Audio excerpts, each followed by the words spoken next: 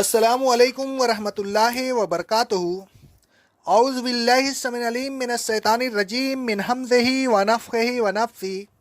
سورہ بقرہ کی آیت نمبر 51 اور 52 میں اللہ رب العالمین کا ارشاد ربانی ہے، اور وہ وقت یاد کرو جب ہم نے موسیٰ سے 40 رات اور دن کو طور پر رہنے کا وعدہ لیا، تو تم نے ان کے طور پر جانے کے بعد بچھڑے کو معبود بنا لیا، اور اس طرح تم نے اپنی جانوں پر بڑا ظلم کیا۔ پھر ہمارے اس احسان کو بھی یاد کرو کہ ہم نے اس کے بعد تمہارے اس گناہ کو معاف کر دیا تاکہ تم شکر گزار بن جاؤ، یعنی راہ راست پر چلنے لگو اور سرکشیاں چھوڑ دو۔ اللہ تعالیٰ نے موسیٰ علیہ السلام سے کوہ طور پر اعتکاف کرنے کا وعدہ لیا۔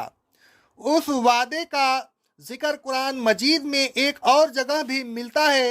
اللہ رب العالمین فرماتا ہے سورہ اعراف کی آیت نمبر 142 میں، ہم نے موسیٰ سے 30 راتوں کا وعدہ لیا، پھر ان راتوں میں 10 راتیں اور ملا کر مقرر میعاد کو پورا کر دیا۔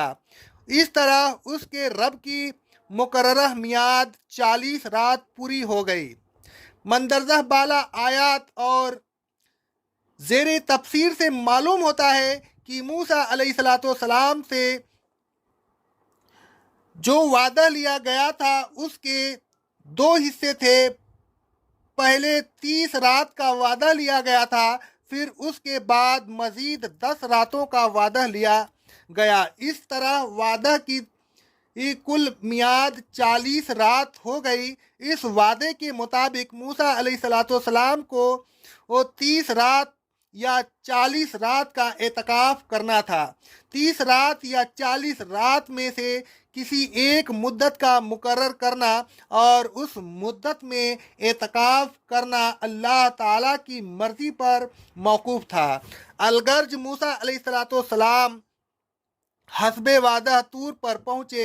اللہ رب العالمین فرماتا ہے سورہ اعراف کی آیت نمبر 143 میں، جب موسیٰ ہمارے مقرر کیے ہوئے وقت پر کوہ طور پہنچے اور ان کے رب نے ان سے باتیں کی، ثم اتخذوا توم العجل من بعدہ، تو اے بنی اسرائیل، ان کے جانے کے بعد تم نے بچھڑے کو معبود بنا کر اپنی جانوں پر ظلم کیا۔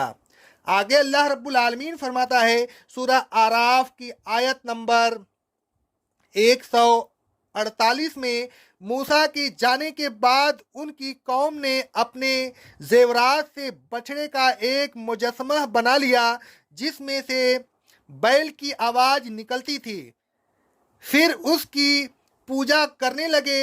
پوجا کرتے وقت انہوں نے یہ کیوں نہ دیکھا کہ وہ بچھڑا نہ ان سے بات کرتا تھا اور نہ ان کو راہ راست بتاتا تھا۔ ایسی حالت میں انہوں نے اس کو معبود بنا کر اپنی جانوں پر بڑا ظلم کیا۔ ثم عفونا عنکم، اللہ تعالیٰ نے فرماتا ہے کہ اے بنی اسرائیل، پھر ہم نے تمہارا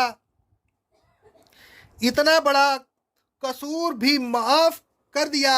یہ ہمارا تم پر چوتھا احسان تھا۔ اللہ رب العالمین فرماتا ہے سورہ نساء کی آیت نمبر 153 میں، پھر بنی اسرائیل نے واضح دلائل آنے کے بعد بچھڑے کو معبود بنا لیا، لیکن ہم نے معاف کر دیا۔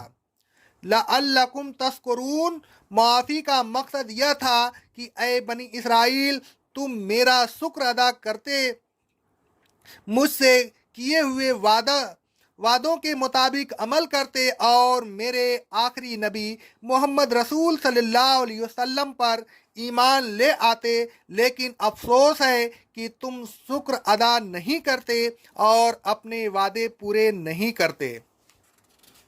اقول قولی ھذا، استغفر اللہ استغفر اللہ استغفر اللہ۔